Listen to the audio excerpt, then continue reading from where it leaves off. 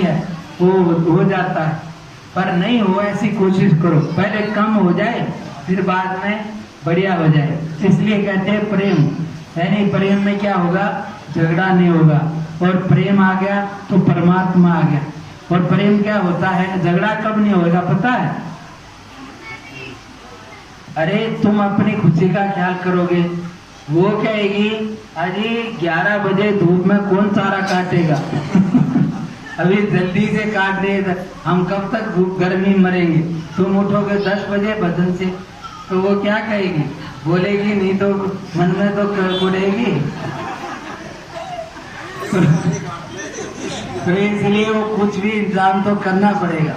लेकिन समझने की बात क्या है कि भगवान कैसे प्रकट होगा या झगड़ा कैसे नहीं होगा, ये बात है बढ़िया समझने की। कि इसमें क्या है, जब भी हम किसी से कुछ आस करेंगे ना, आगे ऐसा करें तो झगड़ा होगा। इसलिए एक ही बात समझने की है, ताकि दूसरे की खुशी का ख्याल कर दे कि उसको कैसे ठीक हो बस, और उससे कोई आस ना करे तो फिर झगड़ा नहीं होगा। समझ में आया कि नहीं, घर में सब काम करे, घरवाले की खुशी का ख्याल करे, पर ये आस ना करे और चाय बढ़िया सी आ जाए तो झगड़ा नहीं होगा। या ऐसी सब्जी हो, आज कुछ नहीं करे और ऐसे ही घरवाली सब काम करे, पर ये ना बोले कि फलानी ऐसा गहना ले आई है वो बोलेगी तो फिर झंझट खड़ी हो जाएगी। तो यानी कि आस ना करे तो वो अपने आप उसकी खुशी का ख्याल करे, तो ये भक्ति है। अर्थात दूसरे की खुशी का ख्याल करना और बदले में कुछ चाहना नहीं, तो ये नाम है, इसका नाम है प्रेम। यानी कि दूसरे की खुशी का ख्याल तो करेंगे पर उससे कुछ चाहेंगे नहीं, और चाहना आ जाए तो ये कामना है, और जहाँ कामना आएगी वहाँ झगड़ा शुरू हो जाएगा। जिस दिन घर में कामना आ जाएगी, अरे ऐसा नहीं किया तूने अब तक, तो झगड़ा शुरू। और कामना नहीं हो तो नहीं किया, कोई बात नहीं। कोई सो रहा है 10 बजे तक, लेकिन वो क्या करेगा, घरवाली सो रही है, देर हो जाए तो क्या करना चाहिए, ठंडी लग रही है तो चादर उठा देनी चाहिए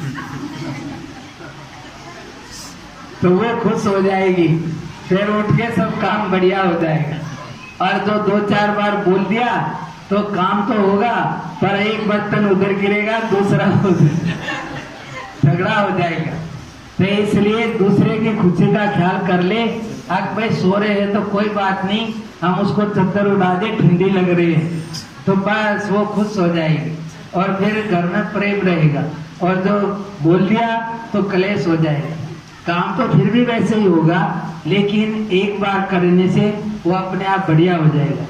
और वो भी देर हो जाए तो वो भी उसका ख्याल करे, बोले नहीं तो वो भी बढ़िया हो जाएगा। इसलिए दूसरे की खुशी का ख्याल करने से खुशी आ जाएगी, और अपनी खुशी का ख्याल करने से आफत आ जाएगी।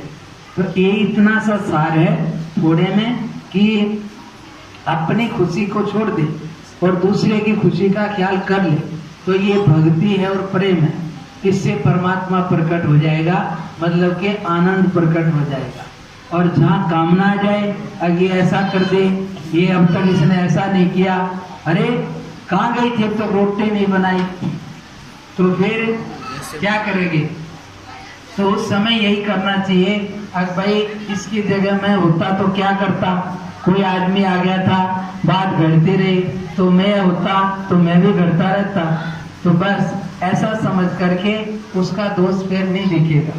यानी कि कोई भी बात हो जाए तो एकदम से भड़के नहीं, उसकी जगह पर आप बैठ जाए, किसकी जगह मैं होता तो क्या करता, तो शायद मैं भी वही करता जो इसने किया, तो फिर उसकी गलती नहीं लगेगी, फिर झगड़ा नहीं होगा। तो इसलिए फिर भी सब बातें हैं अपनी जगह ठीक, पर होगा किससे, इन सब का आधार है अंदर बैठा भगवान। वो सब बंधनों से उलझनों से परे है, तो इसलिए उसका भाव से स्मरण करे, उससे उठते ही प्रार्थना करे, और ये भाव से बोले 2-4 बार कि हमारा किसी से भी विरोध ना हो। हमारे से किसी को भी दुख ना पहुंचे। हे परमात्मा ऐसी शक्ति देना। भाव से बोलोगे तो शक्ति आ जाएगी और तुम्हारा दिन बढ़िया से चल जाएगा। ऐसे ही रात को बैठ करके कहीं भी गलती हुई, भगवान मुझसे गलती हुई, सच्चे दिल से माफी मांग ले तो फिर बढ़िया हो जाएगा। तो ऐसे रोज करने का है, यानी कि भगवान से ही सारा सुख शांति आनंद प्रकट होता है। इसलिए उठते बैठते उसको भाव से मना ले, फिर कहीं भी जाए तो आनंद रहेगा। समझ गए? अब करके देख लेना। मैंने तो जैसा समझा बोल दिया, बाकी उसके लिए यत्न करना पड़ता है। भगवान की शरण ले और उसकी शरण लेकर के जैसा भाव बने वैसा चले, तो धीरे धीरे उसका गुणगान करे, पाठ करे, मौका मिलने से प्रार्थना करे और कोई कोई भजन गीत गा दे, भगवान के आगे बढ़िया सा गीत गा दे। तो छोटा सा बच्चा है ना, रोता हो तो हंस जाएगा, भले वो समझता नहीं हो, लेकिन तुम उसके आगे गीत गाओ, वो समझता थोड़ी है, लेकिन भाव को समझता है। तो बढ़िया भाव से उसको हिलाओगे तो खुश हो जाएगा, रोना बंद कर देगा, हंसने लग जाएगा। तो बस वो भाव से ऐसे ही व्यवहार में है कि अपने आप को उसकी भावना से थोड़ा सा गीत गा लो, दो चार इकट्ठे हो जाए तो एक दो भजन कर लो। आजकल के नई पार्टी को तो भजन भी नहीं आते, पुरानी माइयों को तो भजन आते थे। एक माई मेरे पास गई थी, उसका बच्चा रो रहा था, मैं बोला इसको लोरी सुना दे, तो वो बोली ये क्या होता होगा उसको मालूम ही नहीं है। मैं कहा तेरे घर में कोई सास है? मैं कहा उससे पूछ लेना, वो बता देगी। तो इसलिए वो क्या कहेगी, इसको क्या मालूम है? मैं कहा तू ही ज्यादा जानती नहीं है, वो भी जानती।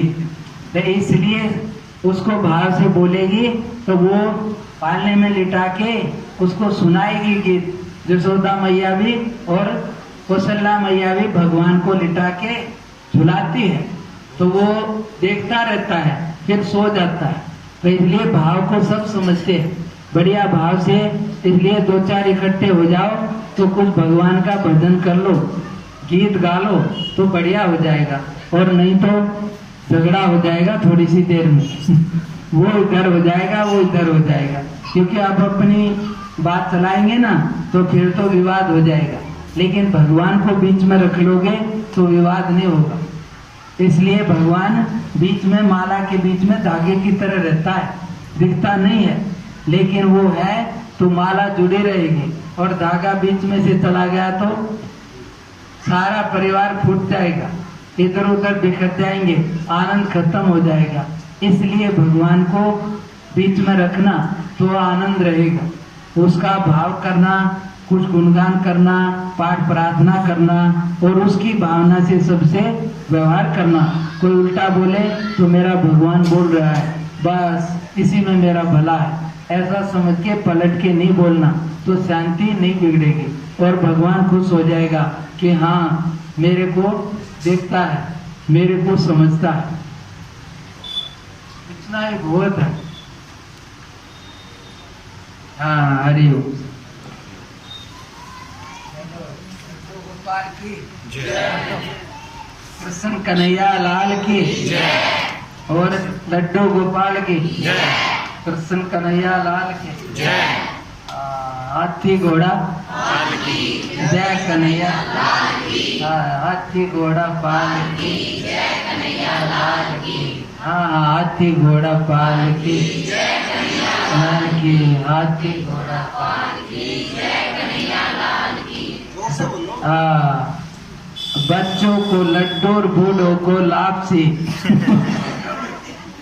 हाथी घोड़ा पाल के जय, कन्हैया लाल की। समझे कि नहीं समझे? बच्चों को लड्डू और बूढ़ों को लापसी लापसी समझते हो? लापसी नहीं समझे इसलिए मजा नहीं आया वो हलवा होता है ना, हलवा, बूढ़े को हलवा अच्छा होता है तो उसको कहीं कहीं वो वृंदावन में वो आटे का ज्यादा बना के पतला और ऊपर से घी डाल दे ज्यादा, तो उसको बोलेंगे लापसी, तो बूढ़ा खुश हो जाएगा कि हाँ बहू बहुत अच्छी आई है। क्यों, कहीं दुख तकलीफ नहीं पड़ेगी ना, आराम से अंदर चला जाएगा, चबाना भी नहीं पड़ेगा। और बच्चों को तो खाने वाली चीज भी बढ़िया, इसलिए कहते हैं बच्चों को लड्डू दाना, बूढ़ों को लापसी, हलवा जैसा, इसलिए वो खुश हो जाएंगे। और उसमें बादाम डाल दिया और गोला डाल दिया तो क्या कहेंगे, अरे पता नहीं आजकल क्यों को क्या ये नई नई चीज डालने लग गई आजकल, पुराने ठीक थे, अपना सीधा साधा हलवा खा लेते थे। इसलिए खीर में गोला वोला नहीं डालना चाहिए, समझे। खीर में क्या डालना चाहिए, जो बूढ़े को, बिना दांत वाले को परेशानी ना आए तो खुश हो जाएगा। और नहीं तो ये बादाम डाल देते हैं ना, तो वो छिलका मुख में आ जाएगा, फिर उसको कहाँ डालने जाओगे। डालना हो तो रगड़ के डालना, छिलका उतार के, नहीं तो इलायची रगड़ के, किशमिश डालो, बस ऐसी चीज डालो और बिना दांत वाला खा जाए, तो वो अंदर से तुम्हारे को आशीर्वाद मिल जाएगा। और किसी को बिगाड़ना हो तो ज्यादा गोला डाल दो और बादाम ज्यादा डाल दो, और अपना ना खाया जाए और ना छोड़ा जाए, तो जाकर के तुम्हारे को पूरा आशीर्वाद देगा। तो इसलिए बढ़िया वो होता है जो अंदर से खुशी दे। तो अपनी खुशी का ख्याल नहीं रखना, दूसरों की खुशी का ख्याल पहले रखना, बड़ों की खुशी का ख्याल रखना, तो इससे तुम्हारी खुशी अपने आप आ जाएगी। तो इसलिए बोलो जय कन्हैया हाथी घोड़ा, जय कन्हैया लाल, जय कन्हैया लाल लाल की।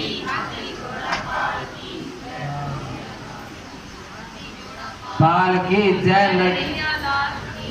लड्डू गोपाल की, हाथी घोड़ा पाल की, जय कन्हैया।